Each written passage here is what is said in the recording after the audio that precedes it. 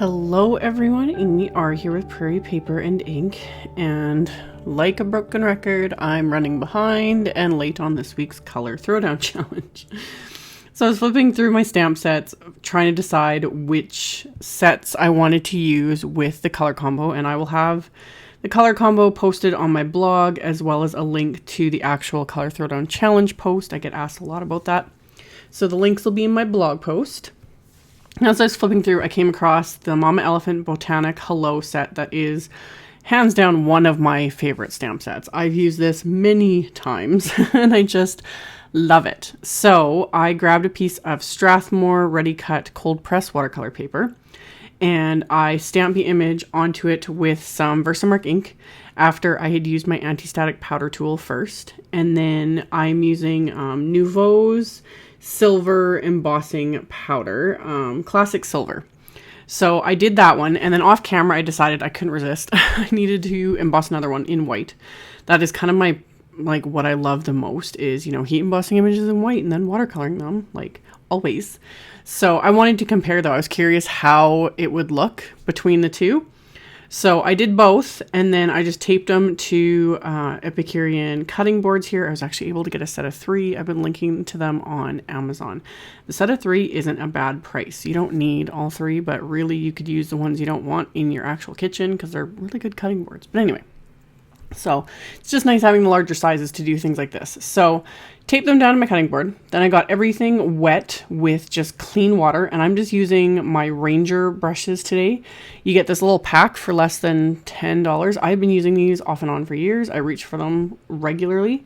They're nothing fancy, but they still do the job. So I'm just using a little flat wash brush here, and I got the entire image wet as well as wet around the outside of the image. I did that on the last card I did using this stamp set, and I just loved how it looked, how you get it wet, and then I'm using distress inks for the watercoloring, and I'm just picking them up lightly. I'm not applying heavy amounts of color and letting the colors kind of bleed out past the images. So I just apply a very light amount of color first, and I just smushed my little Distress Ink minis onto my little Art Impressions palette. This was only a few dollars. You could totally use, plastic plate, anything that's not porous. I like this because it's white, so I can actually see the colors, and it's just convenient. So I just smushed the ink pads onto that, and then I'm picking them up with that same brush. I really like using the flat brush for a technique like this because it prevents me from being so OCD. It's a little harder to stay within the lines when you're using a flat brush with a detailed image. So you're almost forced to go out of the lines. And because I wet that area outside the stamped images, the color naturally just kind of travels out there a bit. And it's just pretty. It just gives it this extra something. So I did that with both images, applying that light little wash of color, letting it bleed out, and then completely dried everything with my heat tool. And then I picked out some Pearlescent watercolors. I'm using the Gansai Tambi Pearlescent set, and I used the pink and the yellow, and I just got it wet, mixed it up a bit, and applied it to my palette. FYI, the pigments in the Gansai Tambi ones, the actual shimmer pigments want to kind of settle. On this palette, you can see the colors look quite dark, and that's because the actual shimmer pigment kind of settles down, towards the bottom. So you do need to kind of mix them up as you're working with them. But I applied them to my palette, and then I'm going in with just one of the regular size. I think this is a size 4 Ranger brush, a 4 or a 6, and coloring in the same flowers with the Distress Ink. And while it's still wet, I'm picking up that Pearlescent watercolor and just kind of dabbing it onto, the center areas or the lower areas of flower, and then just letting it spread. And doing everything at the same time. Since I'm working with pink, I'm going to do all the pink flowers first. So again, really simple. This time just kind of staying inside the lines and leaving that area that I had done that went outside the lines very, very pale and soft and subtle. And then just deepening all of the color with the same Distress Ink, and then just adding that Pearlescent watercolor. That was just because I just thought it would look really pretty with the shimmer. So after I did all the pink, I'm going to go on and do all the yellow and do the exact same thing. I'm going to paint on the color and then pick up the shimmery watercolor and just kind of dab that into the center areas of the flower and kind of let it do its thing. So the Distress Ink colors I was using were Spun Sugar, Squeezed Lemonade, and then Weathered Wood for my gray. And I chose the weathered wood because it was, one, I needed gray for the color challenge, and two, I thought it would be nice just to do the leaves in that.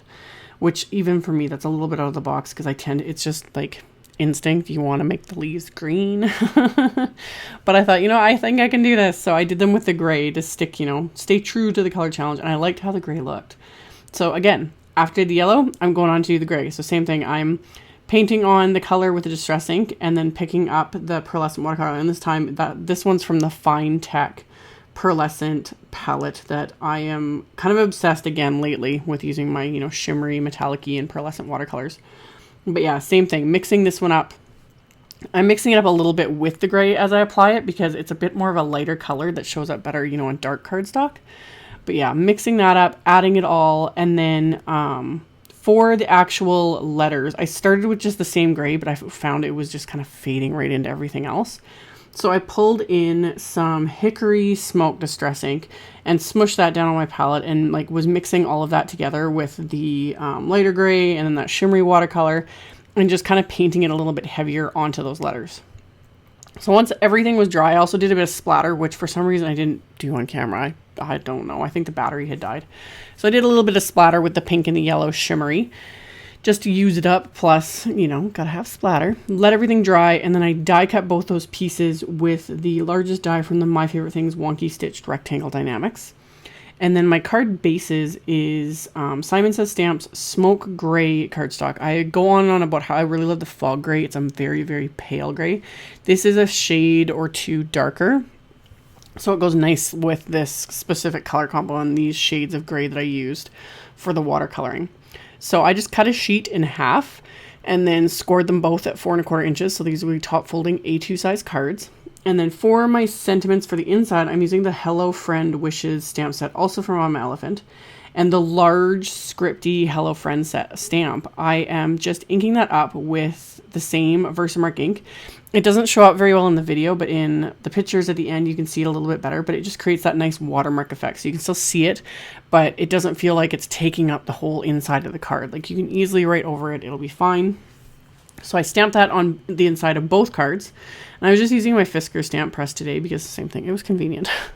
I had a bunch of stuff piled up and I couldn't get to my Misty without causing a small avalanche. So I just grabbed my stamp press. So anywho, stamped those, and then I had chosen 2 different smaller sentiments from that same set. And those are inking up with Hero Arts Intense Black ink and just stamping them right in the middle of each card to finish off the insides.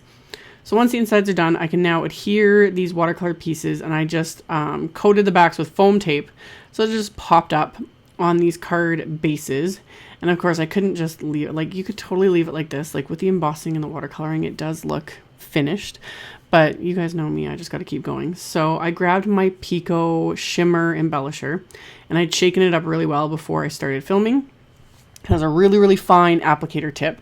So I'm just carefully going along and filling in just the letters on both of these cards.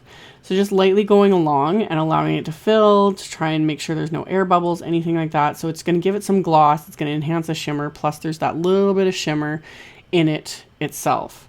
So after I did all that, I'm going to have to let these dry for a while. It takes a couple hours-ish. I like the Pico embellisher because it's a little thinner, so it's easier to spread and fill in an area. And it dries quite quickly, whereas glossy accents, I have to struggle with it a little bit more, and it does take a longer time to dry, but then you do get a more raised image. So this is still wet, but I was working really carefully here. I had to add, I was going through my stash of sequins and different things. I was going to add some little, rhinestones to these. But I came across these little things by Lucy's Cards, these glossy eggshell mixed pearls that I'd shown in a haul video whenever. And I thought those would play really pretty with these colors. So I was very liberal with these, and I like these kind of mixes that have several sizes in the pack. So I've got, a large, a medium, and a small. So I'm just kind of liberally spreading them all over these card fronts. And I'm just picking them up with my little crystal katana and then adhering them into place with some multi-medium matte adhesive. And I did that with both cards, and that finished off my cards. So as always, there will be a link below the video to my blog post. I'll have a link to the color challenge. I'll have a link to all the different supplies I used. So check out the description box below the video if you are interested in all those links. Thank you guys so much for watching and subscribing and thumbs upping and commenting on my videos. I appreciate it so very much. And I will see you all very soon in the next one. Bye.